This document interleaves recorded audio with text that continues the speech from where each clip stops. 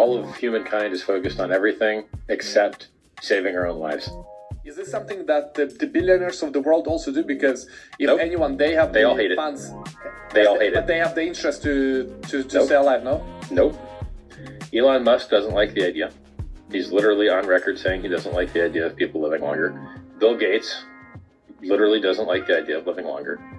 There, unfortunately, for some reason, are very, very, very smart, powerful, effective, innovative, intelligent human beings out there that just prefer to die like little bitches and not even put up a fight with the tools that are given to you.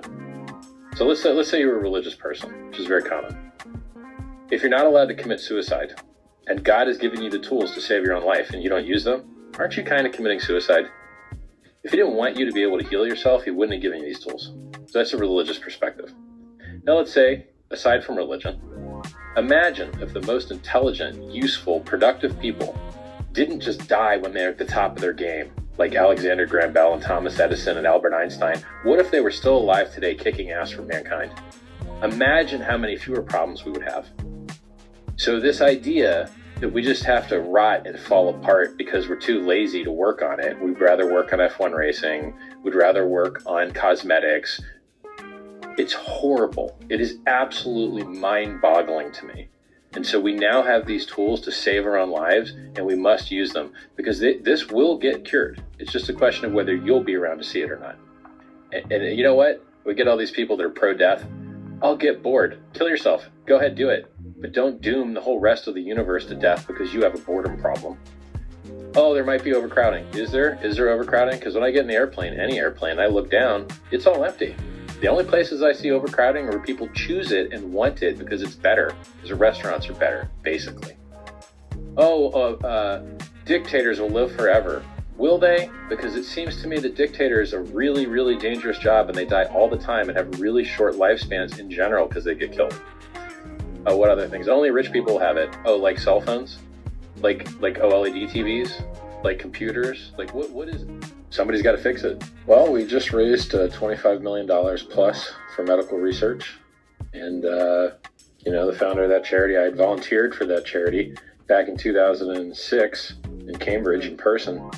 And then I never got around to doing more for them. And it's the only thing that matters is saving lives and healing people. It's the highest and best cause any of us could have. And not enough people work on it. You go out in the street, you close your eyes, you just point at somebody, guarantee they're not a doctor, guarantee they're not a researcher. My grandparents died, I never did anything for them. Parents are on their way out, probably, and I'm next. As you said, I'm a huge guest. It's not good for your health, Someone has to put the money in, and it's been awesome that the cryptocurrency community has donated 25 million so far, and the number could go up. There's 13 days left. It's already higher because the money keeps coming in.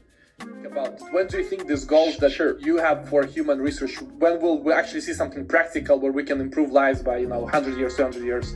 Well, not all research has the same value.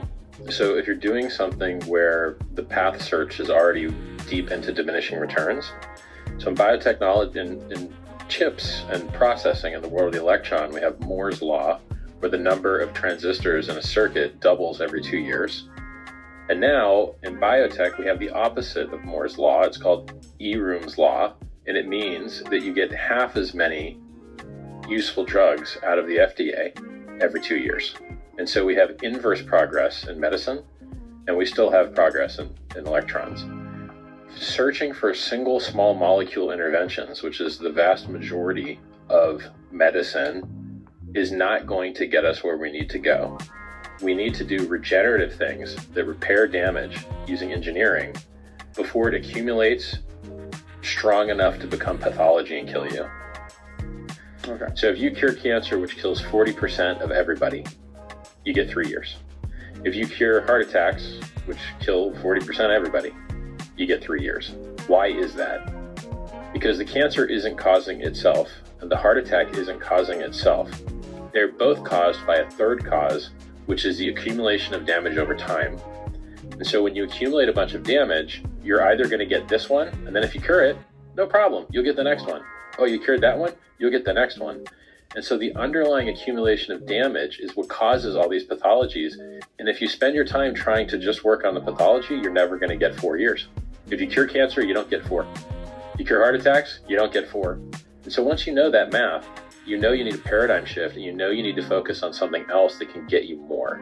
What Senolytics does is it goes into your cells and it removes junk that's not supposed to be there, that your cell couldn't clear on its own. So your lysosome is your garbage collector of your cell, and it only has the enzymes necessary to break down some stuff. It doesn't have the enzymes necessary to break down everything, and it just builds up over time, and the cells swell and start functioning improperly. Reduce that and remove those things, and it makes, an old, gray, terrible-looking, wrecked-looking mouse. You give them the senolytic compounds, and then it looks young again. And you're like, wow, it's a miracle. It doesn't look like the same mouse anymore.